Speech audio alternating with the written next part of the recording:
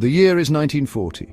The world watches in horror as the shadow of Nazi Germany stretches across Europe. The relentless blitzkrieg, a terrifying display of military might, has shattered the defenses of nation after nation. Now the Allied forces, battered and broken, find themselves trapped on the beaches of Dunkirk, France. The English Channel, a treacherous stretch of water, stands between them and the safety of home.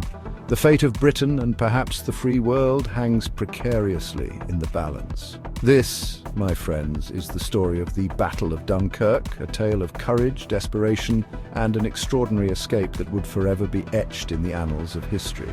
It is a story that reminds us that even in the darkest of hours, the human spirit, fueled by hope and a refusal to surrender, can overcome seemingly insurmountable odds. Dunkirk was not a victory. It was a retreat, a desperate scramble for survival.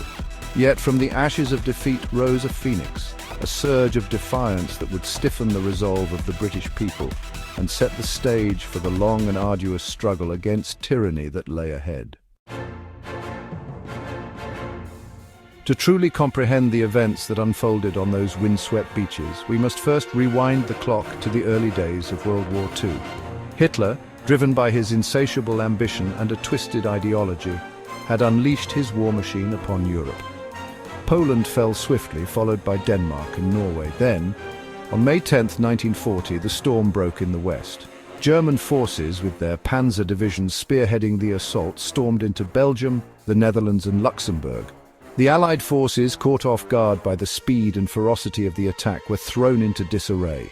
The German plan was audacious, a lightning strike through the Ardennes forest, a region deemed impassable by Allied military strategists. The Germans, however, made the impossible possible, their tanks bursting through the dense woodland, outflanking the Allied defences and driving a wedge between the British Expeditionary Force in the north and the French armies to the south. The Allied response was swift, but ultimately inadequate. The French, their army hampered by outdated tactics and internal divisions, fought bravely but were unable to stem the German tide.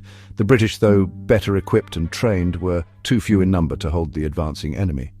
The situation deteriorated rapidly, communication broke down, and panic began to set in. The once mighty French army, the very symbol of national pride, was crumbling before the eyes of the world. The Germans, masters of propaganda, exploited this disarray, their radio broadcasts proclaiming the imminent collapse of the Allied resistance. Paris, the city of lights, fell to the Nazis on June 14th, a crushing blow to French morale. France, once a bastion of liberty, was now occupied territory. As the situation in France grew increasingly dire, the British government faced a stark choice: attempt to evacuate their forces from the continent or risk seeing them captured or destroyed. The port of Dunkirk, a small coastal town in northern France, emerged as the only viable escape route.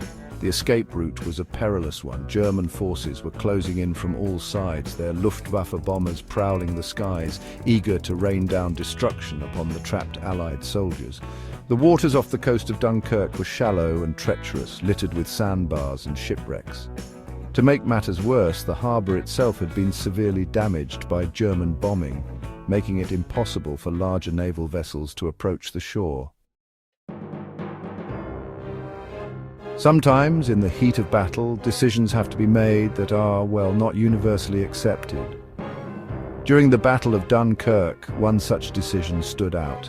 As the situation grew increasingly dire, the leadership had to choose between attempting a final stand or initiating a massive evacuation.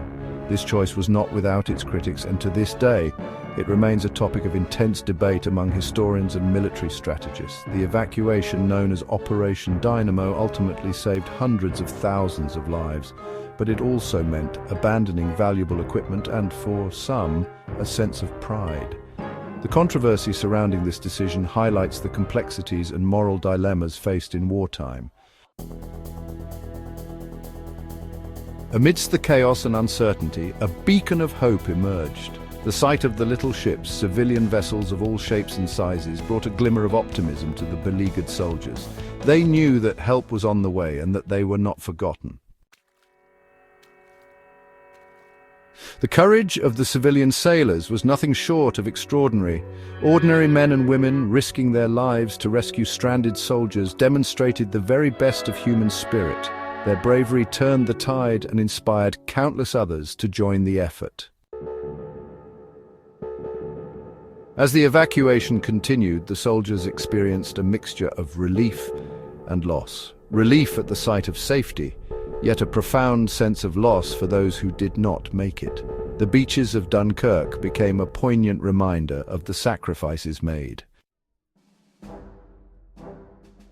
The events at Dunkirk stand as a testament to human resilience. In the face of overwhelming odds, the determination and unity of both soldiers and civilians shone brightly.